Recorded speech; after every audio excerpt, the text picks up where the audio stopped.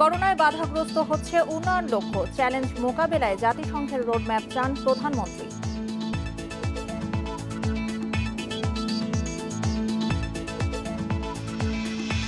পাঠ্যপুস্তক বোর্ডের 5 কর্মকর্তার অবৈধভাবে পদোন্নতির প্রমাণ, অনিয়মের অভিযোগ ছাপার কাজেও।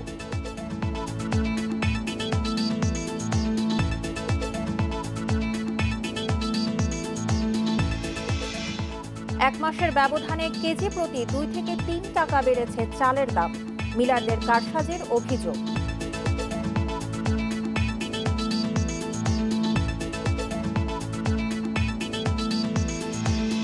বরিশালে পুলিশের অপরাধ বাড়ছেই, 8 মাসে মাদক প্রতারণা সহ নানা কারণে চাকরিচ্যুত 9 জন।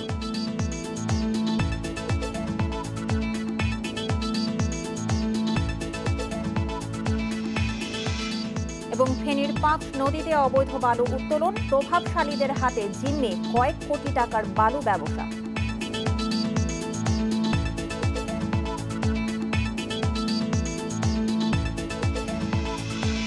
স্বাগত 1 ঘন্টার বিরতিহীন ইন্ডিপেন্ডেন্ট সংবাদে। আপনাদের সাথে আছে আমি সঞ্চারী মজিদ তমা এবং আমি সুফি আহমেদ। সংবাদের শিরোনামগুলো শুনছিলেন, চলে যাও পুরো খবরে।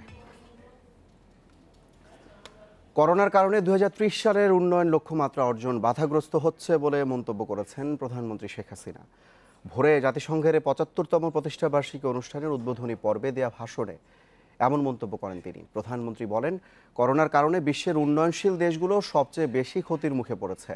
75 বছর ধরে জাতিসংঘ বিশ্বজুড়ে শান্তি প্রতিষ্ঠা সহ নানা চ্যালেঞ্জ মোকাবেলায় কাজ করে যাচ্ছে বলে মন্তব্য করে শেখ হাসিনা বলেন, এখন সময় একটি বিশ্বাসযোগ্য ও কার্যকর রোড ম্যাপ প্রণয়ন করা। ভূরাজনৈতিক বিরোধের কারণে জাতিসংঘকে দুর্বল করা উচিত নয় বলেও মনে করেন তিনি। এ সময় সবাই মিলে জাতিসংঘকে একটি কার্যকর বিশ্ব সংস্থায় পরিণত করার আহ্বান জানান প্রধানমন্ত্রী। বিশ্ব শান্তি প্রতিষ্ঠায় জাতিসংঘের উদ্যোগে বাংলাদেশ সক্রিয় ভূমিকা পালন করছে জানিয়ে শেখ হাসিনা আরও বলেন, শান্তি মিশনে দায়িত্ব পালন করতে গিয়ে এ পর্যন্ত 150 জন বাংলাদেশি শান্তিরক্ষী প্রাণ হারিয়েছেন।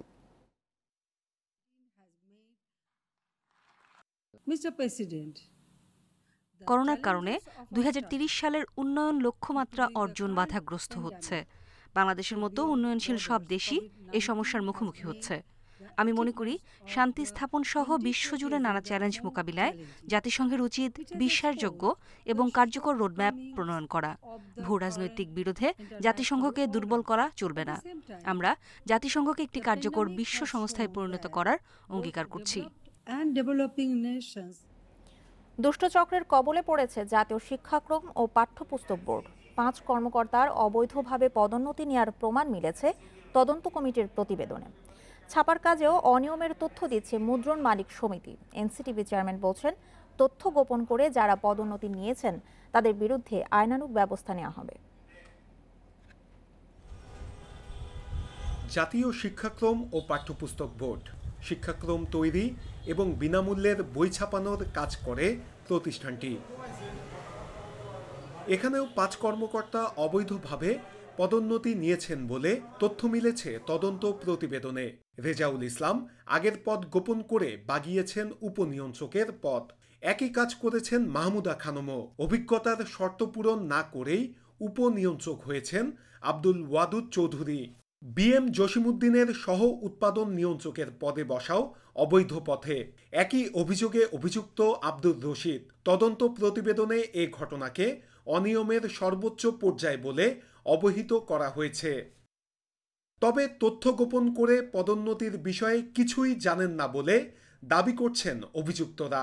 আমি এখানে হাইড করে নিচ্ছি, তাহলে হাইড করে নিচ্ছি, আর স্যার যেটা বলবে সেটাই। যদি অবৈধ হইতো বা অন্য কোনো ফ্যাক্টর থাকতো তাহলে তো অন্য কর্তৃপক্ষ দেখতো। এখন এই মুহূর্তে কি হয়েছে এগুলো বুঝতে পারছি না। এনসিটিভির বেশ কয়েকজন কর্মকর্তার বিরুদ্ধে অভিযোগ আছে, তারা টাকা না পেলে ফাইল বা মুদ্রণ মালিকদের বই ছাপানোর বিল আটকে রাখেন। সংশ্লিষ্টরা বলছেন, এদের বিরুদ্ধে কঠোর ব্যবস্থা নিয়ে প্রতিষ্ঠানটির সকল কার্যক্রমে স্বচ্ছতা নিশ্চিত করতে হবে। এদিকে মুদ্রণ মালিক সমিতিও দিচ্ছে ছাপার কাজ পাওয়া নিয়েও নানা অনিয়মের তথ্য। কিছু কিছু অসাধু লোককে এমনভাবে প্রশ্রয় দেওয়া হয় যারা প্রতি বছর অপকর্ম করার পরেও কালো তালিকাভুক্ত হয় না। ওরা 300 টাকার একটা স্টাম্পে একটা অঙ্গীকারনামা দিয়ে আবার কাজ করে। জনসম্মুখে তাদের অপরাধ ধরা পড়ার পরে। এনসিটিবি চেয়ারম্যান বলছেন, অবৈধ পদোন্নতির সাথে যারা জড়িত তাদের বিরুদ্ধে আইনানুগ ব্যবস্থা নেওয়া হবে। কারো বিরুদ্ধে দুর্নীতির প্রমাণ পেলে নেওয়া হবে কঠোর ব্যবস্থা। তদন্তে বা সরকারের যে কমিটি আছে, আমাদের নিয়োগ এবং পদোন্নতি কমিটি, তারা যে ধরনের সুপারিশ করবেন আমরা সেইভাবেই সেই ব্যবস্থাটা আমরা নেব। আমরা যদি এরকম প্রমাণ পাই যে এনসিটিভি কোনো কর্মকর্তা বা কর্মচারী আর্থিক অসদুপায় অবলম্বন করেছে, তাহলে আমি যথাযথ ব্যবস্থা গ্রহণ করব। এছাড়া এনসিটিভি নিয়ে কারো কোনো অভিযোগ থাকলে তা সরাসরি জানানোর আহ্বানও জানিয়েছে কর্তৃপক্ষ। নূরে আলম, ইন্ডিপেন্ডেন্ট নিউজ, ঢাকা। 2 মামলায় স্বাস্থ্য অধিদপ্তরের পরিবহন পুলের গাড়ি চালক আব্দুল মালেকের 14 দিনের রিমান্ড মঞ্জুর করেছে আদালত। ঢাকার মহানগর হাকিম শহীদুল ইসলাম শুনানি শেষে এই আদেশ দেন। আব্দুল মালেকের আইনজীবী জানিয়েছেন, এই আদেশের বিরুদ্ধে উচ্চ আদালতে যাবেন তারা। অষ্টম শ্রেণী পাস আব্দুল মালেক স্বাস্থ্য অধিদপ্তরের 3য় শ্রেণীর কর্মচারী। একই সঙ্গে 17 বছর ধরে অধিদপ্তরের গাড়ি চালক সমিতির সভাপতির দায়িত্বও মালেক। বিপুল পরিমাণ সম্পদের মালিক। অভিযোগ রয়েছে, অধিদপ্তরের 3য় এবং 4র্থ শ্রেণীর নিয়োগ পদোন্নতি নিয়ন্ত্রণ করতেন তিনি। রোববার আইনশৃঙ্খলা বাহিনী তুরাগের কামারপাড়ার হাজি কমপ্লেক্স নামে তার 7তলা বাড়ি থেকে তাকে গ্রেপ্তার করে। এ সময় তার কাছ থেকে একটি বিদেশি পিস্তল, ম্যাগাজিন, 5 রাউন্ড গুলি, 1.5 লাখ টাকার জাল নোট, ল্যাপটপ ও মোবাইল জব্দ করা হয়। পরে র্যাব তুরাগ থানায় বিশেষ ক্ষমতা আইন ও অস্ত্র আইনে 2টি মামলা করে তার বিরুদ্ধে। সোমবার দুপুরে তাকে আদালতে হাজির করে 2 মামলায় 14 দিনের রিমান্ড চাওয়া হয়। শুনানি শেষে আদালত আবেদন মঞ্জুর করেন। এই যে জাল টাকাগুলি, তার উৎস কোথায় এবং এর সঙ্গে কারা কারা জড়িত আছে এগুলো উদ্ঘাটনের প্রয়োজন।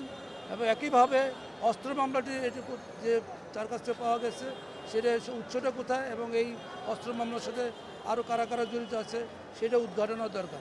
2 মামলায় 40 দিন। আব্দুল মালিকের বয়স ও অসুস্থতা বিবেচনায় নিয়ে তাকে রিমান্ডে না দিয়ে জামিনের আবেদন করেন তার আইনজীবী। তা নামঞ্জুর করেন আদালত। আমরা মনে করি যে টোটালি ফলস অ্যান্ড ফেব্রিকেট। আমরা ন্যায় বিচারের সাথে বিজ্ঞ আদালতের কাছে রিমান্ড বাতিল চেয়েছিলাম।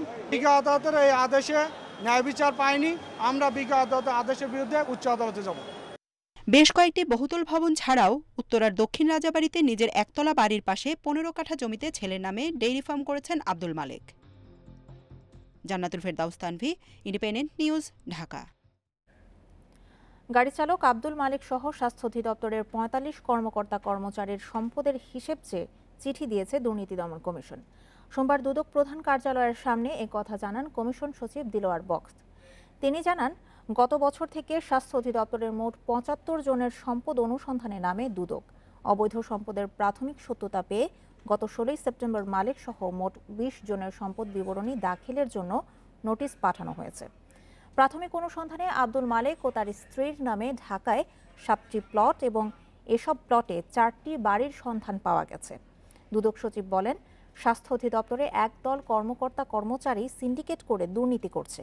এমন অভিযোগের ভিত্তিতে 2019 সাল থেকে একটি অনুসন্ধান টিম গঠন করা হয়। শত কোটি টাকার সম্পদের মালিক স্বাস্থ্য অধিদপ্তরের গাড়ি চালক আব্দুল মালেককে রোববার গ্রেপ্তার করে র্যাব।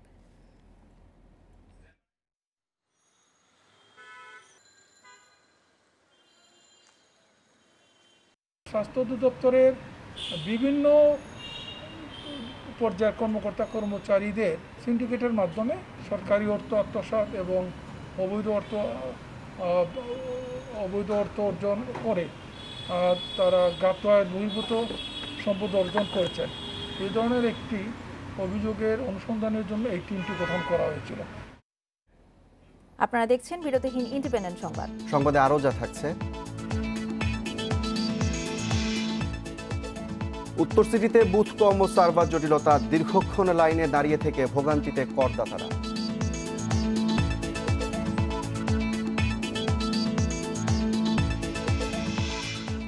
নানা নাটকীয়তার পর অবশেষে ডাকসুর সাবেক ভিপি নুরুল হক নূরকে ডিবি কার্যালয় থেকে ছেড়ে দেওয়া হয়েছে। গ্রেপ্তারের 6 ঘন্টা পর সোমবার রাত 1:45টার দিকে তাকে ছেড়ে দেওয়া হয়। মুক্তির পরে নূর দাবি করেন, শান্তিপূর্ণ কর্মসূচির মধ্যে হঠাৎই পুলিশ তাদের উপর হামলা চালায়। এদিকে নেতাকর্মীদের গ্রেপ্তারের প্রতিবাদে আজ সারা দেশে বিক্ষোভ কর্মসূচির ঘোষণা দিয়েছে সাধারণ ছাত্র অধিকার পরিষদ। ডাকসুর সাবেক ভিপি নুরুল হক নূরের বিরুদ্ধে ধর্ষণ মামলার প্রতিবাদে ঢাকা বিশ্ববিদ্যালয় ক্যাম্পাসে বিক্ষোভ মিছিল করে সাধারণ ছাত্র অধিকার সংরক্ষণ পরিষদ। এ সময় আটক হন নূর সহ 7 জন। পুলিশ জানায় আইন শৃঙ্খলায় বিঘ্ন ঘটানোর অভিযোগে তাদেরকে আটক করা হয়। আটকের পর নূর ও সোহরাব নামে একজনকে নেওয়া হয় ঢাকা মেডিকেলে। নূরকে ছেড়ে দেওয়ার দাবিতে সেখানে ভিড় করেন তার পরিবার ও সহকর্মীরা। হাসপাতাল থেকে বের করার সময় পুলিশের সঙ্গে ঘটে ধস্তাধস্তির ঘটনাও। এরপর নূরকে নেওয়া হয় ডিবি কার্যালয়ে। ঘণ্টাখানেকের মধ্যে ছেড়ে দেওয়া হয় তাকে। মুক্তির পর নূরের অভিযোগ, আটকের পর তাকে বেধড়ক মারধর করা হয়েছে। মিথ্যা মামলা করা হয়েছে, সেই মামলার প্রতিবাদে আজকে বিক্ষোভ মিছিল হয়েছে তাৎক্ষণিকভাবে। আমরা সেই মিছিল শান্তিপূর্ণভাবেই বিশ্ববিদ্যালয় থেকে শেষ করে আসার পথে আসলে আমরা যখন মৎস্যভবন আসতেছিলাম তখন পুলিশ আমাদের উপরে অতর্কিতভাবে রড, হকি স্টিক, তারপরে এই যে কাঠ, এগুলো দিয়ে আসলে হামলা করে। মিছিলে হামলা ও মামলার প্রতিবাদে সারা দেশে বিক্ষোভে ডাক দেয় নূরের সমর্থকরা। বুধবার নাগাদ সম্পন্ন হচ্ছে দেশে করোনার ভ্যাকসিন ট্রায়ালের প্রস্তুতি। আগ্রহী স্বাস্থ্যকর্মীদের বিনামূল্যে করোনার টিকায় অগ্রাধিকার দেওয়া হবে। এ সংক্রান্ত নীতিমালা তৈরির কাজ প্রায় সম্পন্ন। সচিবালয়ে এক ব্রিফিংয়ে সোমবার এ কথা জানান স্বাস্থ্য সেবা বিভাগের সচিব। এছাড়াও দ্বিতীয় ধাপে করোনার প্রকোপ মোকাবেলায় সরকারের প্রস্তুতির কথাও জানান তিনি। করোনা পরিস্থিতি ও ভ্যাকসিন বিষয়ে সচিবালয়ে সংশ্লিষ্টদের নিয়ে বৈঠকে বসেন স্বাস্থ্য সেবা বিভাগের সচিব মোহাম্মদ আব্দুল মান্নান। পরে স্বাস্থ্য মন্ত্রণালয়ের সভাকক্ষে সাংবাদিকদের সঙ্গে কথা বলেন তিনি। আজকে আমরা মূলত আলোচনা করেছি। স্বাস্থ্য সচিব জানান 2 দিনের মধ্যে দেশে চীনের সিনোভ্যাক বায়োটেকের করোনা ভ্যাকসিনের ট্রায়ালের প্রক্রিয়া চূড়ান্ত হবে। বিশ্বে করোনার ভ্যাকসিন নিয়ে কাজ করা কোম্পানিগুলোর মধ্যে 5টির সঙ্গে সার্বক্ষণিক যোগাযোগ রাখছে সরকার। ICDD-RB যাদের মাধ্যমে তারা সরকারের সাথে সবসময় যোগাযোগ রাখছে, তাদের সাথে আমরা কথা বলেছি। আমরা অত্যন্ত আশাবাদী। তারা বলছে আমরা 2-1 দিনের মধ্যে জানাচ্ছি যে আমরা এখানে কিভাবে কাজ শুরু করব, ট্রায়ালটা স্টার্ট করব কিভাবে। ব্রিফিংয়ে জানানো হয় রাশিয়া করোনার ভ্যাকসিন উৎপাদনে বেক্সিমকো এসিআই সহ বাংলাদেশে বড় ফার্মাসিউটিক্যাল কোম্পানিগুলোকে কাজে লাগাতে চাচ্ছে। প্রয়োজনে জরুরি ভিত্তিতে ভ্যাকসিন কিনতে $100 মিলিয়ন বরাদ্দ রাখার কথাও জানান তিনি। ইনসাইফটা, পপুলার, বেক্সিমকো, স্কয়ার, বড় বড় হেলথ কেয়ার একটা, তাদের সাথে ইন্ডিভিজুয়ালি কোম্পানিগুলো কিন্তু যোগাযোগও করছে। ভ্যাকসিন যদি এই বাংলাদেশে উৎপাদিত হয়, তো আমরা নিজের দেশে উৎপাদিত ভ্যাকসিন আমরা নিশ্চয়ই বঞ্চিত হব না। করোনা প্রতিরোধে প্রাথমিকভাবে 2.5 থেকে 3 মিলিয়ন ভ্যাকসিন আনার পরিকল্পনা নিয়েছে সরকার। এছাড়া করোনার দ্বিতীয় ধাপে করোনার প্রকোপ মোকাবিলায় প্রস্তুতি নেওয়া হচ্ছে বলেও জানান স্বাস্থ্য সচিব। Hasib Mahmud Shah, independent news, Dhaka.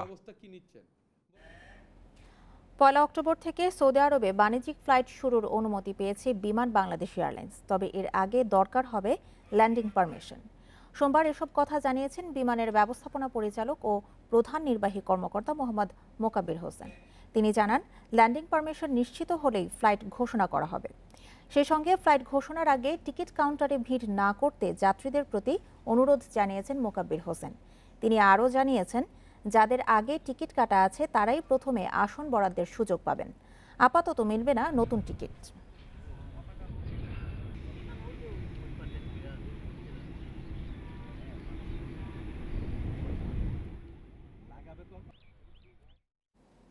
এ বিষয়ে আরও জানাতে রাজধানীর হোটেল সোনারগাঁওয়ের সৌদি এয়ারলাইন্সের টিকিট বিক্রির অফিস থেকে যোগ দিচ্ছেন আমাদের সহকর্মী মাহমুদ শরীফ।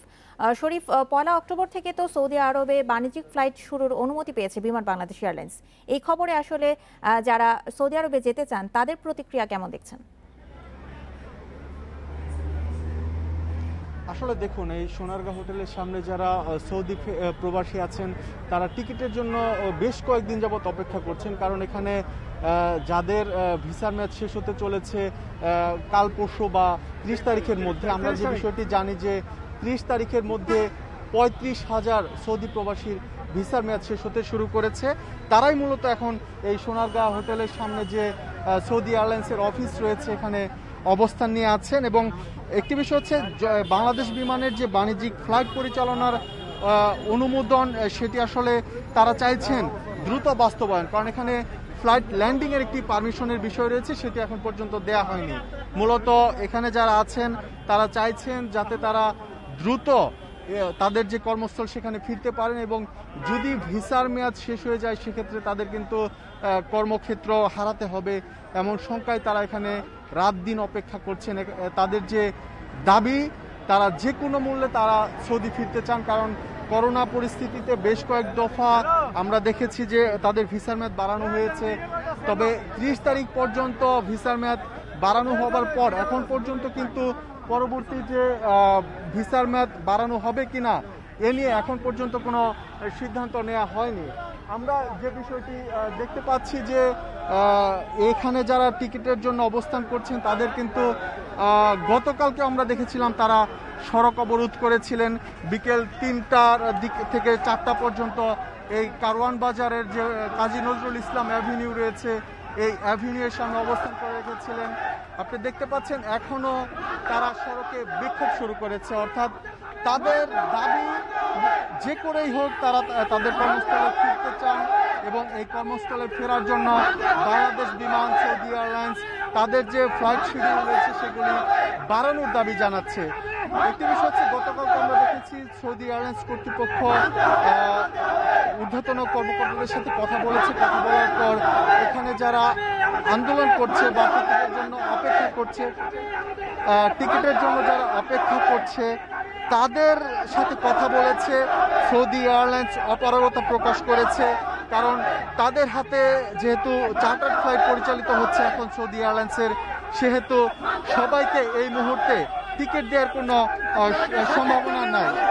আমরা একটু এখানে যারা আন্দোলনরত আছে তাদের সাথে একটু কথা বলতে চাই।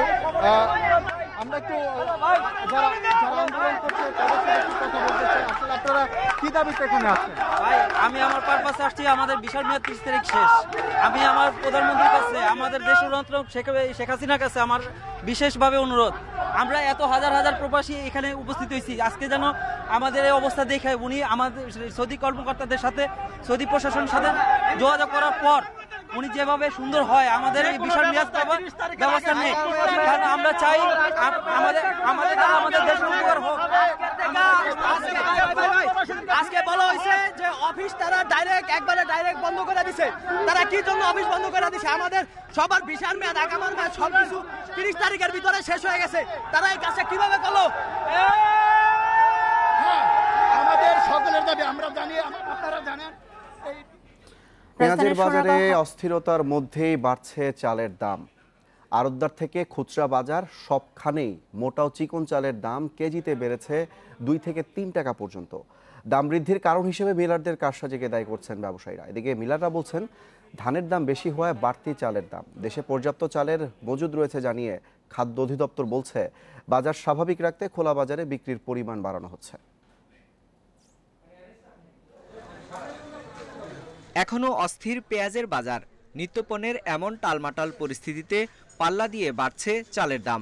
পাইকারি ও খুচরা বাজারে বেশ কয়েকদিন ধরেই চিকন ও মোটা চালের দাম কেজিতে বেড়েছে 2 থেকে 3 টাকা। বাজার অস্থিরতা বলা যাবে না, এটা ব্যবসায়ীদের মনে হয় ব্যবসায়ীদের সিন্ডিকেটের কারণে এটা বাজার দরটা ওঠানামা করতেছে। তবে খুচরা ব্যবসায়ী ও আড়তদাররা বলছেন বাজারে চালের কোনো সংকট নেই। দাম বৃদ্ধির কারণ হিসেবে মিল মালিকদের সিন্ডিকেটকে দুষছেন তারা। মিলেরা যা আরম্ভ করছে আরও বাড়ার সম্ভাবনা আছে। আগামী সিজন পর্যন্ত তারা লাগামেন বাড়বেই। মোটা চাল দেশে নাই, মোটা ধান নাই। আর যেটুকু ধান ছিল সরকার কিছুদিন আগে জোরপূর্বক মিলের থেকে চাল নিছে। মিল মালিকরা বলছেন বন্যার কারণে ধান সংগ্রহ পুরোপুরি হয়নি, তাই ধানের দাম বেড়ে যাওয়ায় চালের দাম বাড়ছে। কৃষকরা তাদের ধান বিক্রি করতে পারতেছে না এবং আমরা যে মিলাররা যে সেখান থেকে ধান ক্রয় করব সেখানে পরিবহন এবং শ্রমিকরাও সেখানে সেই পর্যাপ্ত পরিমাণ আগের মতন ধান সেখান থেকে আমরা পাচ্ছি না। চালের দাম সাধারণের নাগালের মধ্যে রাখতে সরকারিভাবেই সরবরাহ বাড়ানোর পরামর্শ দিচ্ছে ভোক্তাদের সংগঠন ক্যাব। অভ্যন্তরীণ বাজার থেকে যদি সংগ্রহ সম্ভব না হয়, বিদেশ থেকে আমদানি করে সরকারের গুদামের মজুদ বাড়াতে হবে। আমার ধারণা এতে বাজারে ইতিবাচক প্রভাব পড়বে। খাদ্য অধিদপ্তর বলছে বাজারে মোটা চালের কিছুটা সংকট রয়েছে, তাই বড় পরিসরে খোলা বাজারে বিক্রির মাধ্যমে এ সংকট দূর করার চেষ্টা চলছে বলেও জানান তিনি। নিচের লেভেলের চালটার একটু দাম মাঝে মাঝে বেড়ে যাচ্ছে বা হয়ে যাচ্ছে, সেটাকে সামাল দেওয়ার জন্য আমরা কিন্তু ওএমএস চালু করছি। ওএমএস এর সবাই আসে না, ওএমএস আমাদের মহানগর বা বিভিন্ন ইয়েতে চালু আছে। খাদ্য মন্ত্রণালয়ের হিসেবে চালের মজুদ আছে 12.5 lakh ton. Sohel Rana, independent news, Dhaka. চালের বাজারে আরো খবর জানাতে রাজধানী মোহাম্মদপুর কৃষি বাজার থেকে যোগ দিয়েছে সহকর্মী রুহুল আমিন। রুহুল, আজকে চালের বাজারের কি দাম দর দেখছেন একটু জানতে চাই। আরেকটি বিষয় যে গত মাসে বন্যার কারণ দেখে কয়েক দফা চালের দাম বাড়ানো হয়, হঠাৎ করে এখন আবার কেন বৃদ্ধি? এই বৃদ্ধির পেছনে কি বলছেন ব্যবসায়ীরা? আমরা এখানকার যারা পাইকারি বিক্রেতা আছেন তাদের অনেকের সঙ্গেই কথা বলেছি। তারা বলছেন যে এখানে যারা মিল মালিক আছেন তারা কৃত্রিম সংকট তৈরি করছেন। মিল মালিকরা, এখানকার পাইকারি বিক্রেতারা যখনই চালের অর্ডার দিচ্ছেন মিলাররা বলছেন তাদের কাছে পর্যাপ্ত চাল নেই এবং তারা কম অর্ডার নিচ্ছেন। অর্থাৎ তারা যে পরিমাণ, একজন বিক্রেতা, এখানকার পাইকারি বিক্রেতা বলছেন যে তিনি প্রায় দিনই বিভিন্ন মিলের কাছ থেকে তারা ট্রাক ভর্তি করে মাল নেন, সেক্ষেত্রে এখন তাদেরকে 40-50 বস্তা করে চাল দেয়া হচ্ছে। অর্থাৎ এই পাইকারদের এখানকার যারা আছেন তাদের অভিযোগ যে মিলাররা একটা কৃত্রিম সংকট তৈরি করেছেন এবং তারা ঠিকমতো যে চালের যে সরবরাহ, সেই সরবরাহ পরিস্থিতিটাকে তারা ব্যাহত করছেন এবং একই সঙ্গে তারা দাম বাড়িয়ে দিয়েছেন, যে কারণে আমরা দেখছি আজকে এই বাজারে সর্বনিম্ন 45 টাকা পাইকারি দরে চাল বিক্রি হচ্ছে। অর্থাৎ পাইকারিতে 45 টাকার নিচে কোনো চাল নেই এবং খুচরা বাজারে যেটা আরও 3 থেকে 4 টাকা 5 টাকা পর্যন্ত বেশি দামে বিক্রি হচ্ছে। এবং তারা বলছেন যে এখন বাজারে মোটা চাল নেই বললেই চলে, যে BR-28 চাল রয়েছে সেটি বিক্রি হচ্ছে 45 টাকা। তারা বলছেন যে করোনার কারণে সরকার এবং বিভিন্ন ধরনের সামাজিক গোষ্ঠী, ব্যক্তি তারা ত্রাণ কার্যক্রমে অংশ নিয়েছেন, তারা মানুষকে খাদ্য সহায়তা দিয়েছেন, সে কারণে মোটা চালের মজুদ শেষ হয়েছে, বাজারে এর সরবরাহ নেই বললেই চলে। সর্বনিম্ন দামে বিক্রি হচ্ছে BR-28, যে 45 টাকা কেজিতে বিক্রি হচ্ছে পাইকারি দামে, খুচরায় যা আরও বেশি। এখানকার পাইকারি বিক্রেতা যারা বলছেন যে তাদের যেটি বলছিলাম যে তারা সংকট তৈরি করার মালিকদের বিরুদ্ধে একটা অভিযোগ তুলছেন এবং তারা বলছেন যে যদি আমদানির সুযোগ দেয়া হয় তাহলে এই পরিস্থিতি স্বাভাবিক হবে। আপনি জানেন যে দীর্ঘদিন ধরে সরকার চিন্তাভাবনা করছে চাল আমদানির ব্যাপারে, কারণ এবার বেশ কটি দুর্যোগ গেছে। আপনি জানেন যে দীর্ঘদিন ধরে করোনার মধ্যে রয়েছে বাংলাদেশ সহ গোটা বিশ্ব। এরপর আপনি কৃত্রিম সংকটের কথা বলছিলেন এবং বাজার বিশ্লেষকরাও আসলে বলছে যে দেশে ধানের কোনো সংকট নেই, তারপরও সিন্ডিকেট করে কৃত্রিম সংকট তৈরি করা, এর বিরুদ্ধে আসলে বাজারে কোনো মনিটরিং টিম কি আজকে অভিযান চালাতে পারে কিনা, কোনো তথ্য কি রয়েছে আপনার কাছে?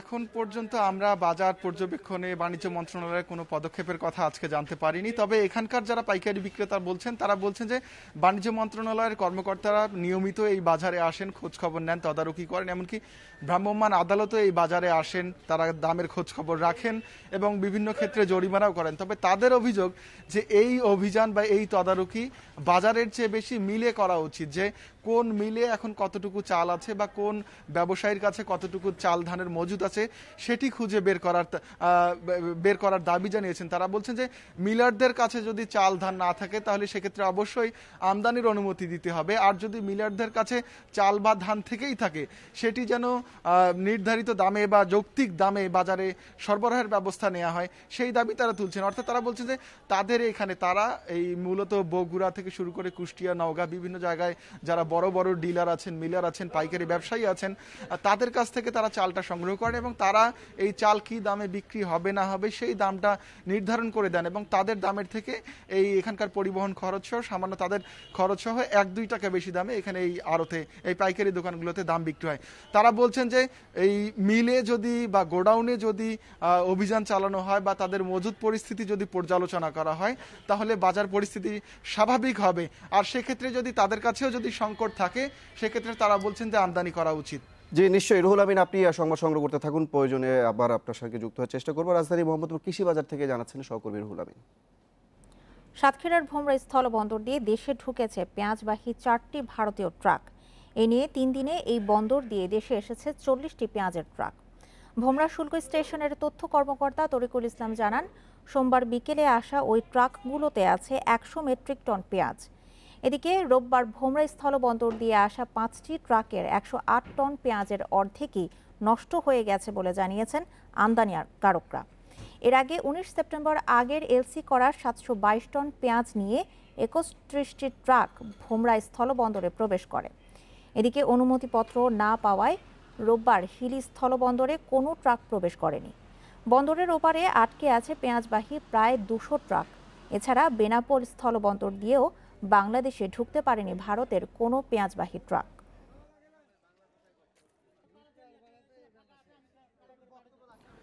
বাকিতে পেঁয়াজ আমদানির ঋণপত্র বা এলসি খোলার সুযোগ দিয়েছে কেন্দ্রীয় ব্যাংক। এখন থেকে সর্বোচ্চ 90 দিন পর্যন্ত বাকিতে এলসি খুলে পেঁয়াজ আমদানি করতে পারবেন ব্যবসায়ীরা। পেঁয়াজের দাম স্থিতিশীল রাখতে নির্দেশ দিয়েছে বাংলাদেশ ব্যাংক। সোমবার এই বিষয়ে নির্দেশনা দিয়ে প্রজ্ঞাপন জারি করেছে কেন্দ্রীয় ব্যাংকের বৈদেশিক মুদ্রানীতি বিভাগ। এই সিদ্ধান্ত চলতি বছর 31 ডিসেম্বর পর্যন্ত কার্যকর থাকবে। মূলত বাজারে নিত্যপণ্যের নিরবচ্ছিন্ন সরবরাহ এবং দাম নিয়ন্ত্রণে রাখতে এই সিদ্ধান্ত নিয়েছে বাংলাদেশ ব্যাংক। এর আগে 17 সেপ্টেম্বর ব্যাংকগুলোকে পেঁয়াজ আমদানির এলসি মার্জিন ন্যূনতম রাখার নির্দেশ দিয়ে প্রজ্ঞাপন জারি করে কেন্দ্রীয় ব্যাংক।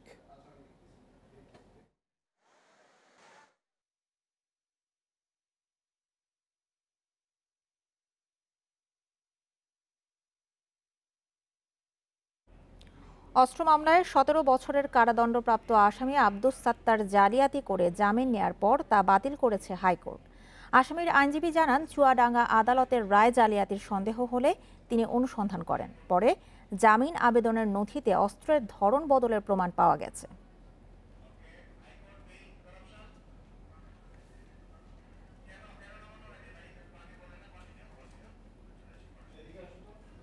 দর্শক, চলে যাচ্ছি পরের সংবাদে। বরিশালে পুলিশের অপরাধের অভিযোগ বাড়ছেই। গত 8 মাসে জেলা ও মহানগর পুলিশ থেকে মাদক, প্রতারণা সহ নানা কারণে চাকরিচ্যুত হয়েছে 9 পুলিশ। বিশিষ্টজনেরা বলছেন, বিভাগীয় শাস্তির পাশাপাশি পুলিশের বিরুদ্ধে ফৌজদারি মামলাও হওয়া উচিত। শৃঙ্খলা ভঙ্গের অভিযোগে 7 সেপ্টেম্বর বরিশাল মডেল কোতোয়ালি থানার 2 সাব ইন্সপেক্টরকে সাময়িক বহিষ্কার করা হয়েছে। তাদের বিরুদ্ধে বিভাগীয় মামলাও হয়েছে। জেলা পুলিশ সুপার কার্যালয় হিসেবে গত 3 বছরে 1187 জন সদস্যকে বিভিন্ন অপরাধের শাস্তি দেওয়া হয়েছে। এর মধ্যে অনেককে চাকরিচ্যুত, বরখাস্ত করা হয়েছে। কয়েকজন পুলিশ সদস্য জেলও খাটছেন। ব্যক্তি আক্রোশে আমার প্রতি 4-5টা বিভাগীয় মামলা দিয়েছে। প্রত্যেকটা মামলায় আমি খালাস পাইছি। কিন্তু আমার এখানে প্রশ্ন হলো যে মামলাগুলো নেয়ার আগে যাচাই বাছাই করা উচিত। পুলিশের ঊর্ধ্বতন কর্মকর্তারা জানান, কঠোরভাবে অভিযোগ যাচাইয়ের পরই ব্যবস্থা নেওয়া হচ্ছে। তদন্ত করার পরে কিন্তু রিপোর্ট আমাদের কাছে জমা দেন। জমা দিলে যে তাদের পানিশমেন্ট হয় তা কিন্তু না। এটা কিন্তু আমরা যাচাই বাছাই করি। আবার যদি দেখা যায় আমাদের কোনো কনফিউশন তৈরি হয় যে না, এই আসলে সেই রকম না, তাকে ইনস্টিটিউশনে ফাঁসানো হয়েছে, সেক্ষেত্রে আমরা অন্য একটা অফিসার দিয়ে আমরা রিইনভেস্টিগেশন করি। আমরা নাগরিক সমাজ বলছে, পুলিশের এই ধরনের অপরাধ নিয়ন্ত্রণে আরও কঠোর হওয়া উচিত। সাধারণ মানুষ যেভাবে ফৌজদারি আইনে সোপর্দ হয়, ফৌজদারি আইনে তাদের বিচার করা হয়, পুলিশকেও ঠিক সেই আইনের আওতায় আনতে হবে।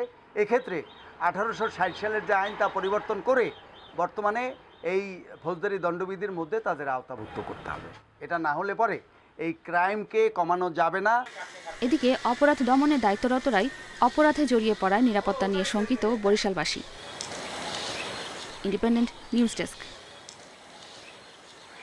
কিছুক্ষণ আগে রাজধানীর হোটেল সোনারগাঁওয়ের সৌদি এয়ারলাইন্সের টিকিট বিক্রির অফিস থেকে সবশেষ জানাচ্ছেন সহকর্মী মাহমুদ শরীফ। আমরা আবার একটু সেখানকার পরিস্থিতি জানতে চাই। সেখানে রয়েছে সহকর্মী শরীফ। এই মুহূর্তে সেখানকার কি অবস্থা এবং যারা সেখানে রয়েছেন টিকিট প্রত্যাশী, তারা আসলে কি বলছেন, তাদের কি দাবি? দেখুন, গতকাল থেকে আমরা দেখেছি তারা সড়ক অবরোধ করে বিক্ষোভ করেছে। গতকালকে বিকেলেও সড়ক অবরোধ করে টিকিটের দাবিতে বিক্ষোভ করেছিল। আজকেও এখন দেখতে পাচ্ছেন এই সোনারগাঁও হোটেলের সামনের যে সড়ক রয়েছে কারওয়ান বাজার এলাকার কাজী নজরুল ইসলাম অ্যাভিনিউ, এই সড়কের একটি অংশ অবরোধ করে তারা বিক্ষোভ করছেন। তাদের একটি দাবি টিকিট প্রাপ্তি, অর্থাৎ টিকিটের জন্য এখানে অনেকে 2 দিন বা 3 দিন এরকম তারা রাত দিন অপেক্ষা করছে। তাদের যে সৌদি ফেরত যাবে তারা মূলত এই টিকিটের জন্য। কারণ আমরা যে বিষয়টি দেখেছি, সৌদি এয়ারলাইন্স কর্তৃপক্ষ গতকালকে গণমাধ্যমে কথা বলেছে। তারা একটি বিষয় জানিয়েছে, এই মুহূর্তে তাদের যে চার্টার ফ্লাইট পরিচালিত হবে, যেটি 23 সেপ্টেম্বর থেকে বাংলাদেশ থেকে শুরু হবে, সেই চার্টার ফ্লাইট, এই ফ্লাইটে তাদের আসলে খুব সীমিত সংখ্যক টিকিট আছে। কিন্তু সেই টিকিটের তুলনায় টিকিটের যে চাহিদা সেটি অনেক বেশি। তাদের হিসেবে সৌদি এয়ারলাইন্সে বাংলাদেশ থেকে যারা সৌদি প্রবাসী আছেন, এই মুহূর্তে 70,000 আবেদন আছে টিকিটের। কিন্তু এই 70,000 টিকিটের বিপরীতে তাদের এই মুহূর্তে হাতে টিকিট আছে 8 থেকে 900 টিকিট। এবং সৌদি এয়ারলাইন্স গতকালকে এই বিষয়টি বলেছিল যে 30 সেপ্টেম্বরের মধ্যে এখানে যারা আপনি দেখতে পাচ্ছেন যারা এই আন্দোলন করছে, বিক্ষোভ করছে, তাদের কিন্তু 30 সেপ্টেম্বরের মধ্যেই ভিসার মেয়াদ শেষ হয়ে যাচ্ছে। অর্থাৎ সৌদি এয়ারলাইন্স এই বিষয়টি বলেছে যে 35,000 শ্রমিক বা সৌদি প্রবাসী যারা আছেন তাদের টিকিটের মেয়াদ শেষ হতে চলেছে 30 সেপ্টেম্বর। অর্থাৎ এমন প্রেক্ষাপটে তাদের যে বিক্ষোভ বা তাদের যে দাবি, সেই একটি দাবি তারা তাদের কর্মস্থলে ফিরতে চান। কিন্তু যে বিষয়টি আমরা গতকালকে দেখেছি যে সৌদি এয়ারলাইন্স চার্টার ফ্লাইট পরিচালনা করছে, কিন্তু বাংলাদেশ বিমান কিন্তু এখন পর্যন্ত কোনো ফ্লাইট পরিচালনা করছে না। তবে গতকালকে সৌদি সরকার বাংলাদেশ বিমানকে বাণিজ্যিক ফ্লাইট পরিচালনার জন্য অনুমতি দিয়েছে। তবে ফ্লাইট ল্যান্ডিংয়ের যে একটি পারমিশন রয়েছে, অর্থাৎ বিমান চলাচলের জন্য ফ্লাইট ল্যান্ডিংয়ের একটি পারমিশন লাগে, সেই পারমিশন এখন পর্যন্ত দেওয়া হয়নি। এখানে যারা বিক্ষোভ করছেন বা আন্দোলন করছেন তাদের দাবি, যদি বাংলাদেশ বিমানকে দ্রুত বাণিজ্যিক ফ্লাইটের সকল প্রকার অনুমতি দেওয়া হয়, সেক্ষেত্রে তাদের যে এই আন্দোলন বা বিক্ষোভ সেটি কিছুই করতে হবে না। কারণ এখানে তারা সৌদি আরব ফিরতে পারলে, তাদের যে কর্মস্থলে ফিরতে পারলেই তারা তাদের যে আসলে দাবি সেটি তারা চাইছেন যে দ্রুত যাতে তারা ফিরতে পারেন। আমরা গতকালকে যে বিষয়টি দেখেছিলাম, গতকাল বিকেল 3টা থেকে প্রায় ঘন্টাখানেক এই সড়কটি অবরোধ করে রেখেছিলেন। এখানে যারা সৌদি প্রবাসী আছেন তারা কিন্তু প্রায় ঘন্টাখানেক পর পুলিশের হস্তক্ষেপে সড়কে যান চলাচল স্বাভাবিক হয়। এবং আজকেও আমরা কিছুক্ষণ আগে থেকে দেখছি যে তারা সোনারগাঁ হোটেলের যে সামনের সড়ক রয়েছে, অর্থাৎ কাজী নজরুল ইসলাম অ্যাভিনিউ, এটি রাজধানীর অন্যতম একটি ব্যস্ততম সড়ক। এবং আজকে অফিস আওয়ার যেহেতু রয়েছে বা ওয়ার্কিং ডে রয়েছে, কারণ আজকে এই মুহূর্তে এই সড়কে যান চলাচল স্বাভাবিক রাখার জন্য পুলিশের পক্ষ থেকেও কিন্তু আমরা মাহমুদ শরীফ একটি বিষয় আপনার কাছ থেকে জানতে চাই। এই যে টিকিট প্রত্যাশীদের আন্দোলন, বিক্ষোভ, বিমানের পক্ষ থেকে কি বলা হচ্ছে? টিকিট প্রত্যাশীরা যেহেতু বলছে 30 সেপ্টেম্বরের মধ্যে তাদের অনেকেরই ভিসার মেয়াদ শেষ হয়ে যাবে, যেহেতু অনেক পরিমাণে মানুষ কিন্তু আসলে সৌদিতে কাজ করে, বাংলাদেশি প্রবাসীরা, এই বিষয়ে আসলে বিমানের আসলে কি সিদ্ধান্ত, তাদের পক্ষ থেকে কোনো বক্তব্য কি আপনি এখন পর্যন্ত জানতে পেরেছেন? দেখুন, বিমানের পক্ষ থেকে গতকালকে যে বিষয়টি বলা হয়েছিল যে শুরুতে বাংলাদেশ বিমান সৌদিতে বাণিজ্যিক ফ্লাইট পরিচালনার অনুমতি চেয়েছিল এবং আমরা দেখেছি সৌদি এয়ারলাইন্সও বাংলাদেশে বাণিজ্যিক ফ্লাইট পরিচালনার অনুমতি চেয়েছিল। শুরুতে সৌদি এয়ারলাইন্সকে বাংলাদেশ বাণিজ্যিক ফ্লাইট পরিচালনার অনুমতি দিয়েছিল এবং সৌদিকে অনুমতি দেওয়ার পর বাংলাদেশ বিমান সৌদিতে বাণিজ্যিক ফ্লাইট পরিচালনার জন্য অনুমতি চেয়েছিল, কিন্তু সৌদি সরকার সেই অনুমতি দেয়নি। এমন প্রেক্ষাপটে আমরা দেখেছি যে 23 সেপ্টেম্বর থেকে সৌদি যে বাণিজ্যিক ফ্লাইট পরিচালনা করতে চেয়েছিল, কিন্তু সেই বাণিজ্যিক ফ্লাইটের পরিবর্তে সৌদি আরবকে চার্টার ফ্লাইট পরিচালনা করতে বলা হয় এবং সেই প্রেক্ষিতে 23 সেপ্টেম্বর থেকে এখন সৌদি এয়ারলাইন্স যে টিকিট বিক্রি করছে সেটি মূলত চার্টার ফ্লাইটের টিকিট বিক্রি করছে। আর বাংলাদেশ বিমান কিন্তু এখন পর্যন্ত চার্টার ফ্লাইট বা বাণিজ্যিক ফ্লাইট কিছুই চলছে না সৌদি আরবে। কারণ আমরা জানি করোনা পরিস্থিতির কারণে বেশ কিছুদিন যাবৎ সৌদি আরবে বাংলাদেশের ফ্লাইট নিষিদ্ধ রয়েছে, অর্থাৎ বাংলাদেশ অনুমতি নেই বাংলাদেশ বিমানের ফ্লাইট পরিচালনার জন্য। এখন এমন প্রেক্ষাপটে গতকাল সৌদি সরকার বাংলাদেশ বিমানকে 1 অক্টোবর থেকে বাণিজ্যিকভাবে ফ্লাইট পরিচালনার অনুমতি দিয়েছে। তবে সেখানে ফ্লাইট ল্যান্ডিংয়ের একটি পারমিশন লাগে, সেই ল্যান্ডিংয়ের পারমিশন কিন্তু দেয়নি। মূলত এই ল্যান্ডিংয়ের পারমিশন না দেওয়ার ফলেই কিন্তু এখন 1 তারিখ থেকে যে ফ্লাইট পরিচালনা সেটি অনিশ্চিত হয়ে পড়েছে, কারণ নীতিগত অনুমতি এসেছে কিন্তু চূড়ান্ত অনুমোদন আসেনি। এমন প্রেক্ষাপটে গতকাল আমরা দেখেছি বাংলাদেশ বিমানের পক্ষ থেকে বলা হয়েছে এই 1 অক্টোবর থেকে যে বাণিজ্যিক ফ্লাইট শুরু হবে, এই খবরে যাতে কেউ বিমানের যে টিকিট বিক্রয় কেন্দ্র সেখানে ভিড় না করে এবং সেখানে যাতে কেউ কোনো ধরনের অবস্থান না করে, কারণ এখানে এখন পর্যন্ত বিমানের যে ফ্লাইট পরিচালনা সে বিষয়ে কোনো তারিখ ঘোষণা করা হয়নি বা কোনো ফ্লাইট ঘোষণা করা হয়নি। এখন আমরা যে বিষয়টি গতকালকে দেখেছি, যারা এখানে আন্দোলন করছে এদের মধ্যে অনেকে টোকেন পেয়েছিলেন, যারা রিটার্ন টিকিট সংগ্রহ করে এসেছিলেন মূলত তারাই টোকেন পাচ্ছেন। আর সৌদি এয়ারলাইন্স মূলত অগ্রাধিকার ভিত্তিতে এই টিকিট দিচ্ছে। এখানে যাদের ভিসার মেয়াদ দ্রুত শেষ হয়ে যাচ্ছে মূলত তাদেরকেই আগে টিকিট দিচ্ছে, আর যাদের ভিসার মেয়াদে আছে, আরো বেশ কয়েকদিন আছে, তাদেরকে এই মুহূর্তে কোনো টিকিট দিচ্ছে না। এবং সৌদি এয়ারলাইন্সের পক্ষ থেকে গতকালকে বলা হয়েছে এখন পর্যন্ত 70,000 আবেদন আছে বাংলাদেশে যারা অবস্থান করছেন। সৌদিতে 70,000 টিকিট প্রত্যাশী আবেদন করেছেন। এই 70,000-এর মধ্যে 35,000 প্রবাসী যাদের ভিসার মেয়াদ শেষ হতে চলেছে 30 সেপ্টেম্বরের মধ্যে। এমন প্রেক্ষাপটে সৌদি প্রকাশ করেছে এই মুহূর্তে সবাইকে কোন অবস্থাতেই টিকিট দেওয়া সম্ভব না, যেহেতু বাণিজ্যিক ফ্লাইট এখনো শুরু হয়নি। সৌদি এয়ারলাইন্স বা বাংলাদেশ বিমান কোনোটিরই বাণিজ্যিক ফ্লাইট শুরু হয়নি। আমরা গতকালকে আমরা চেষ্টা করেছিলাম যে সৌদি এয়ারলাইন্সের যারা আছেন তাদের সাথে রাতে কথা বলতে, কিন্তু সৌদি এয়ারলাইন্স গণমাধ্যমের সাথে দ্বিতীয়বার আর কোনো কথা বলতে চায়নি, কারণ তারা তাদের যে অপারগতা সেই অপারগতা জানিয়ে তারা বলছে এই মুহূর্তে তাদের যে আন্দোলন বা বিক্ষোভ এটি যতই হোক না কেন কিন্তু তাদের আসলে করার কিছুই নেই। কারণ চার্টার্ড ফ্লাইট যখন পরিচালিত হচ্ছে তখন কিন্তু এই যে যারা রিটার্ন টিকিট কেটে এসেছিলেন তাদেরও কিন্তু বাড়তি 20 থেকে 25,000 টাকা বেশি দিতে হচ্ছে। কারণ বাণিজ্যিক ফ্লাইটের রিটার্ন টিকিট কেটেছিলেন এই প্রবাসী যারা, তাদের যখন এই চার্টার্ড ফ্লাইটে যেতে হয় তখন কিন্তু এই বাড়তি টাকা গুনতে হচ্ছে। গতকালকে এ নিয়েও কিন্তু বিক্ষোভ ছিল, অভিযোগ ছিল এই প্রবাসীদের। কিন্তু সৌদি এয়ারলাইন্সের যে ব্যাখ্যা সেই ব্যাখ্যা হচ্ছে যখন একটি চার্টার্ড ফ্লাইট পরিচালনা হয় তখন কিন্তু খরচ অনেক বেড়ে যায় এবং সেই খরচের যে একটি অংশ সেটি কিন্তু এই যাত্রীদের কাছ থেকে সৌদি এয়ারলাইন্স থেকে আসলে বলছে তাদের কিছুই করার নেই, কিন্তু এই যে এত পরিমাণে মানুষ তাদের সেখানে আসলে কাজে যোগদান করতে হবে, তাহলে তাদের বিরাট পরিমাণে ক্ষতি হয়ে যাবে। সেই ক্ষেত্রে আসলে তারা কালকে থেকে কিন্তু বিক্ষোভ করছে। বাংলাদেশের কর্তৃপক্ষরা আসলে কি বলছে, প্রবাসী কল্যাণ মন্ত্রণালয় বা তারা আসলে তাদের এই ভিসার মেয়াদ শেষ হয়ে গেলে এই মেয়াদ কি আসলে পরবর্তীতে বাড়ানো হবে কিনা বা তাদেরকে সেখানে পাঠানোর কি ধরনের ব্যবস্থা হতে পারে, এই বিষয়ে কি তারা আসলে কালকে থেকে এখন পর্যন্ত কোনো কিছু কি আপনাদেরকে জানিয়েছেন? আসলে দেখুন, এই 30 তারিখের মধ্যে 35,000 সৌদি প্রবাসীর ভিসার মেয়াদ শেষ হতে চলেছে। এমন প্রেক্ষাপটে গতকাল সৌদি এয়ারলাইন্সও কিন্তু বলেছে তারা তাদের পক্ষ থেকে সৌদি সরকারের কাছে এই বিষয়টি তুলে ধরবে যাতে যাদের ভিসার মেয়াদ শেষ হতে চলেছে তাদের ভিসার মেয়াদ বাড়ানো হয়। আমরা যে বিষয়টি দেখেছি করোনা পরিস্থিতির কারণে 3 দফা ভিসার মেয়াদ বাড়ানো হয়েছে এবং এই ভিসার মেয়াদ 6 মাসের মতো বাড়ানো হয়েছে এই করোনা পরিস্থিতির কারণে। এখন যেহেতু 30 সেপ্টেম্বর একটি নির্ধারিত ডেট রয়েছে, এরপরে এখন পর্যন্ত কোনো ঘোষণা আসেনি ভিসার মেয়াদ বাড়ানোর জন্য।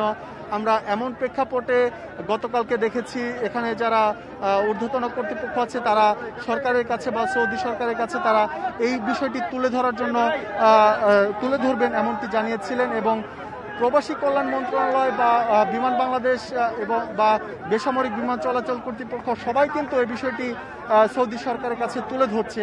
আমরা গতকালকে বিভিন্ন কর্মকর্তাদের সাথে কথা বলে এমনটি জেনেছি। এবং আমার যেটি মনে হয় এমন প্রেক্ষাপটে হয়তো বাণিজ্যিক ফ্লাইটের জন্য যে চেষ্টা, বাংলাদেশ বিমানের যে বাণিজ্যিক ফ্লাইট সেটি আসলে যখন পরিচালিত হবে তখন কিন্তু এই সংকট আর থাকবে না। কারণ বাণিজ্যিক ফ্লাইটে কিন্তু যারা রিটার্ন টিকিট কেটে এসেছেন তারা সেই রিটার্ন টিকিট বাড়তি টাকা না দিয়েই অনায়াসে যেতে পারবে এবং এই বাণিজ্যিক ফ্লাইট পরিচালিত হলে কিন্তু এই সংকট আর থাকবে না। কারণ বাণিজ্যিক ফ্লাইট পরিচালনার যে উদ্যোগ এটি আমরা শুরুতে দেখেছিলাম সৌদি এয়ারলাইন্স এবং বাংলাদেশ বিমান দুপক্ষই চেয়েছিল, কিন্তু সৌদি এয়ারলাইন্সকে অনুমতি দেওয়ার পর যখন বাংলাদেশ এয়ারলাইন্সকে বিমান বাংলাদেশকে সৌদি আরব বাণিজ্যিক ফ্লাইটের অনুমতি দেয়নি তখন কিন্তু সৌদি আরবের যে বাণিজ্যিক ফ্লাইটের অনুমতি যেটা বেসামরিক বিমান চলাচল কর্তৃপক্ষ দিয়েছিল সেটি কিন্তু বাতিল করে এবং এরপরে আমরা দেখেছি যে সৌদি এয়ারলাইন্স চার্টার্ড ফ্লাইট পরিচালনার সিদ্ধান্ত নেয়। এখন যেহেতু বাংলাদেশ বিমানকে চার্টার্ড ফ্লাইটের অনুমতি দেওয়া হয়েছে, নীতিগত সিদ্ধান্ত দেওয়া হয়েছে যে 1 অক্টোবর থেকে তারা চার্টার্ড ফ্লাইট পরিচালনা করতে পারবে। এখন শুধুমাত্র ফ্লাইট ল্যান্ডিংয়ের যে পারমিশন, এই ফ্লাইট ল্যান্ডিংয়ের পারমিশনের অপেক্ষা। মূলত এই ফ্লাইট ল্যান্ডিংয়ের পারমিশন পেয়ে গেলেই কিন্তু এই যে জটিলতা, এই জটিলতা থাকবে না। কারণ বাংলাদেশ বিমানে 40,000 প্রবাসী আছেন যারা সৌদি যেতে চান তাদের টিকিট রিটার্ন টিকিট কাটা বা টিকিটের জন্য আবেদন করেছে 40,000 আছে এমন প্রবাসী, আর সৌদি এয়ারলাইন্সে আছে 70,000। সব কিছু মিলে লক্ষাধিক প্রবাসী এই মুহূর্তে তারা তাদের যে কর্মস্থল সৌদি আরব সেখানে ফেরার জন্য চেষ্টা চালিয়ে যাচ্ছেন, কিন্তু এখন এই দিনরাত তারা এখানে অবস্থান করছেন। এই অবস্থানের পরেও কিন্তু তাদের যে প্রত্যাশিত টিকিট সেই টিকিট তারা পাচ্ছেন না, কারণ এখানে খুবই সীমিত ফ্লাইট পরিচালনা হবে, যেটি আসলে 23 সেপ্টেম্বর থেকে শুরু হবে। এখন আমরা যে বিষয়টি জানতে পেরেছি, সৌদি এয়ারলাইন্সের চার্টার্ড ফ্লাইট সেটি পরিচালিত হবে 23 সেপ্টেম্বর থেকে, অর্থাৎ 23 সেপ্টেম্বর থেকে 30 সেপ্টেম্বর পর্যন্ত সৌদি এয়ারলাইন্সের 5 দিন তারা চার্টার্ড ফ্লাইট পরিচালিত করবে এবং এই চার্টার্ড ফ্লাইটে মাহমুদ শরীফ আপনি সংবাদ সংগ্রহ করতে থাকুন, আমরা পরবর্তীতে দৃশ্য আপনার কাছে আবার আসবো। রাজধানী হোটেল সোনারগাঁয়ের সৌদি এয়ারলাইন্সের সামনে টিকিট প্রত্যাশীদের বিক্ষোভ সর্বশেষ খবর জানাচ্ছিলেন আমাদের সহকর্মী মাহমুদ শরীফ। পর্যাপ্ত বুথ না থাকা এবং সার্ভার জটিলতায় ভোগান্তিতে উত্তর সিটির করদাতারা। করোনার মধ্যে লম্বা লাইনে দাঁড়িয়ে ট্যাক্স দিতে গিয়ে বিপাকে পড়তে হচ্ছে নগরবাসীকে। চলতি মাসের মধ্যে হোল্ডিং ট্যাক্স দিলে 10% ছাড় দেওয়া সহ আরও বেশ কিছু সুবিধা দেওয়ার ঘোষণায় ভিড় বেড়েছে আঞ্চলিক অফিসে। হোল্ডিং ট্যাক্স আদায়ে মিরপুর ও কারওয়ান বাজার এই দুটি অঞ্চলে চিরুনি অভিযান চালাচ্ছে ঢাকা উত্তর সিটি কর্পোরেশন। একই সঙ্গে 30 সেপ্টেম্বরের মধ্যে 2020-21 অর্থ বছরের ট্যাক্স দিলে 10% মওকুফ আছে। করোনাকালীন সময়ে সারচার্জ মওকুফের সুবিধা। হোল্ডিং ট্যাক্সে বিশেষ সুবিধা দেয়ায় ভিড় বেড়েছে উত্তর সিটি কর্পোরেশনের আঞ্চলিক অফিসগুলোতে। তবে কর দিতে এসে দীর্ঘ সময় অপেক্ষা করতে হচ্ছে করদাতাদের। আগস্ট সেপ্টেম্বর 2 মাস যেহেতু এটা রিবেট পাওয়া যায়, রিপিট পাওয়ার কারণে মানুষ এখন বিড়ি হয়। এদের কাউন্টার বাড়াবে দরকার, সার্ভিস ভালো দেওয়ার দরকার, তা তো আমরা পাইতেছি না। মানুষের ট্যাক্স দিতে আসে সরকারকে, তাহলে সরকার আরো উন্নত মানের করে আর 2টা কাউন্টার বাড়াক, 3টা কাউন্টার বাড়াক, এখানে যারা কর্মকর্তা আছে তারা সেটা করুক, কিন্তু কেউ তো করছে না। একসঙ্গে এত মানুষ ট্যাক্স দিতে আসায় প্রায় সময়ই সার্ভার জটিলতায় পড়ছে কর অফিস। দেখলাম ভোগান্তি শেষ নাই, ম্যাক্সিমাম সময় এখানে এসে শুনলাম ম্যাক্সিমাম সময় নাকি সার্ভার থাকে না। কর দিব আমরা খুব হাসি মুখে কর দিব, সেখানে এসে এত সাফারিং করতে হয়, সব কাজ করে সমস্যা করে, অন্যান্য কাজে তো সমস্যা হচ্ছে আমাদের। এই মাসটাতে অনেক ট্যাক্স নেওয়া হচ্ছে, সেই জন্য পুরো ঢাকা সিটিতে অনেক ক্রাউড হচ্ছে, আমাদের সার্ভারের উপর প্রেশারের কারণে তো সার্ভারটা স্লো যাচ্ছে। করদাতাদের বাড়তি চাহিদা মাথায় রেখে বুথের সংখ্যা বাড়াচ্ছে সিটি কর্পোরেশন। কালেক্টর যে কালেকশন করে এই শর্ট আছে, আমরা আউটসোর্স করে কালেকশন করি। আউটসোর্স মানে বিভিন্ন ডিপার্টমেন্ট থেকে, যেমন ওনার কাজ নাই, তাতে ওনাকে আমরা প্রোভাইড করছি যে আপনি কাটেন, যাতে করে এই দ্রুত এটা করা যায়। আমার এইটি বসে গেলে, এই বুথটা বসে গেলে আমাদের খুব দ্রুত হয়ে যাবে। উত্তর ঢাকার মেয়র বলছেন, করের পরিধি বাড়াতে নগরবাসীকে নানা সুবিধা দেওয়া হচ্ছে। সবাইকে অনলাইনের আওতায় নিয়ে আসলে থাকবে না দীর্ঘ অপেক্ষার দুর্ভোগ। তারা যেন অটোমেশনের মধ্যে ঘরে বসে যেন ট্যাক্স দিতে পারে, এটি যদি করতে পারা হয় তাহলে কথা হচ্ছিল তাদের জন্য কিন্তু অনেক সুবিধা হয়ে যায়। আপনার অ্যাসেসমেন্ট আপনি নিজে করবেন, আপনি কত স্কোয়ার ফিট আপনি নিজেই সেই অ্যাসেসমেন্টটা করবেন, করে আপনার ট্যাক্সটা দিয়ে দেবেন। আমরা মাঝে মাঝে আমরা আনঅ্যানাউন্সড বিভিন্ন বাড়িতে গিয়ে ওই বাড়ির কিন্তু মেজারমেন্ট করব। ডিএনসিসির তথ্য বলছে, উত্তর ঢাকার বৈধ হোল্ডিংয়ের সংখ্যা প্রায় 2.5 লাখ। এছাড়া 2 লাখের বেশি অবৈধ হোল্ডিংকে বৈধতার আওতায় আনতে অভিযান চলছে। Adilur Rahman, independent news, Dhaka. ফেনীর 5টি নদীতে চলছে অবৈধ বালু উত্তোলনের মহোৎসব। মূল অভিযোগ এলাকার প্রভাবশালীদের বিরুদ্ধে। বালু মহলের দরপত্র তাদেরই দখলবাজির অভিযোগ। ফলে এক শ্রেণীর হাতে জিম্মি কয়েক কোটি টাকার বালু ব্যবসা। স্থানীয়রা বলছে, অবৈধ কাজ ঠেকাতে প্রশাসনের যথেষ্ট নজরদারি নেই। যেখানে সেখানে অবাধে বালু তোলায় বাড়ছে নদী ভাঙন, ঝুঁকিতে পড়ছে অনেক স্থাপনাও। ছাগলনাইয়ার শুভপুর সেতু। দিনের পর দিন এখান থেকে বালু তুলতে তুলতে ঝুঁকির মুখে সেতুটি। ফেনীর মোহরী, কহুয়া, সিলোনিয়া, ফেনী ও ছোট ফেনী নদীতেও নিয়মনীতির তোয়াক্কা না করেই অবৈধভাবে বালু তুলছে একাধিক সিন্ডিকেট। দরপত্রের মাধ্যমে প্রশাসন মাত্র 60টি স্পটের ইজারা দিলেও এর বাইরে অর্ধশতাধিক স্থানে ড্রেজার দিয়ে বালু তুলে বিক্রি করছেন প্রভাবশালীরা। রয়েছে কয়েক কোটি টাকার বাণিজ্য। অবৈধভাবে বালু তোলার কারণে নদীর তীরবর্তী বিস্তীর্ণ এলাকায় অসময়ে দেখা দিচ্ছে ভাঙন। বিলীন হচ্ছে ফসলি জমি, গুরুত্বপূর্ণ স্থাপনা। প্রতিবাদ করলে সিন্ডিকেটের হুমকি ধামকিতে পড়তে হয় স্থানীয়দের। এখানে অন্তত 200 পরিবার উচ্ছেদ হয়ে চলে গেছে। আমার থোড়া এখানে কিছু জমি ছিল, সব চলে গেছে, এখন খাবার মতো কোনো উপায় নাই। প্রভাবশালী মহল দিনে রাত্রে বালু উত্তোলন করে নিয়ে যাচ্ছে, যে যেভাবে ফাটতেছে, যার যার খুশি মতো বালু নিয়ে যাইতেছে। আমরা বাইগর একার ভাঙ্গি যার নদী ব্যাগ ভাঙ্গি যার এখনো বালু তোলা শেষ করেন না হেগুনি। প্রতি বছর দরপত্রের বিজ্ঞপ্তি দেয়া হলেও প্রভাবশালী মহল সিন্ডিকেট করে নিজেরাই দরপত্র দাখিল করছে বলে অভিযোগ রয়েছে। তাদের ভয়ে দরপত্রে অংশ নেওয়ার সুযোগ পান না অন্যরা। প্রভাবশালীদের ভয়ে এ নিয়ে গণমাধ্যমে কথা বলতেও ভয় পান ভুক্তভোগীরা। আমি আমার ইজারাকৃত জায়গা থেকে বালু উত্তোলন করি, আর এর বাহিরে যদি কেউ বালু উত্তোলন করে থাকে, যদি তাদের বৈধতা না থাকে, তাহলে নিশ্চয়ই সেটা জেলা প্রশাসন দেখবে বা ইউনোমোদে দেখবে। অবৈধ দখলদারদের বিরুদ্ধে জেলা প্রশাসন অভিযান চালালেও তা লোক দেখানো দাবি স্থানীয়দের। তাদের অভিযোগ, বেশিরভাগ জনপ্রতিনিধি প্রকাশ্যে লুটপাট চালালেও সেদিকে নজর নেই প্রশাসনের। আমরা এটা ইদানিং সার্ভে করা শুরু করেছি, পানি উন্নয়ন বোর্ডকে আমরা জানিয়েছি যে যেখানে বালু আছে সেটাই বালুমহল হবে। আমরা এবছর খুব সিরিয়াসে বসে এখন সামনের এই চৈত্র মাসে আমরা এই টেন্ডার প্রক্রিয়া শেষ করব। এদিকে পানি উন্নয়ন বোর্ডের সঙ্গে সমন্বয় না করে ইজারা দেয়ায় বাড়ছে নদী ভাঙন, নৌপথ হয়ে পড়ছে আরও ঝুঁকিপূর্ণ। Independent news desk. গত 24 ঘন্টায় বিশ্বে করোনায় আরও প্রায় 4,000 মানুষের মৃত্যু হয়েছে। এই নিয়ে মোট প্রাণহানি 9,68,000 ছাড়ালো। নতুন 2,23,000 শনাক্ত নিয়ে মোট আক্রান্ত 3,14,00,000-এর বেশি। ভারতে সোমবার করোনায় 1,056 জনের প্রাণ গেছে। শনাক্ত হয়েছে 74,000। যুক্তরাষ্ট্র ও ব্রাজিলে 500-র কম মৃত্যু রেকর্ড হয়েছে সোমবার। তবে যুক্তরাষ্ট্রে নতুন শনাক্ত হয়েছে 33,000 জন। সংক্রমণ কমেছে ব্রাজিলেও। নতুন করে ভাইরাস মিলেছে 15,000 মানুষের দেহে। এদিকে যুক্তরাজ্যে অক্টোবরের মাঝামাঝি সময়ের মধ্যে দৈনিক 50,000 করোনা রোগী শনাক্ত হতে পারে বলে আশঙ্কা জানিয়েছেন সরকারের বৈজ্ঞানিক উপদেষ্টা প্রধান স্যার প্যাট্রিক ভ্যালেন্স। করোনা মোকাবেলায় এখনই পদক্ষেপ না নিলে আরও ভয়াবহ পরিস্থিতি হতে পারে বলেও সতর্ক করেন তিনি। সংক্রমণ বাড়ায় মাদ্রিদে নতুন কড়াকড়ি আরোপ করেছে স্পেন। এর আওতায় ঘরবন্দি হচ্ছে 8 লাখের বেশি মানুষ।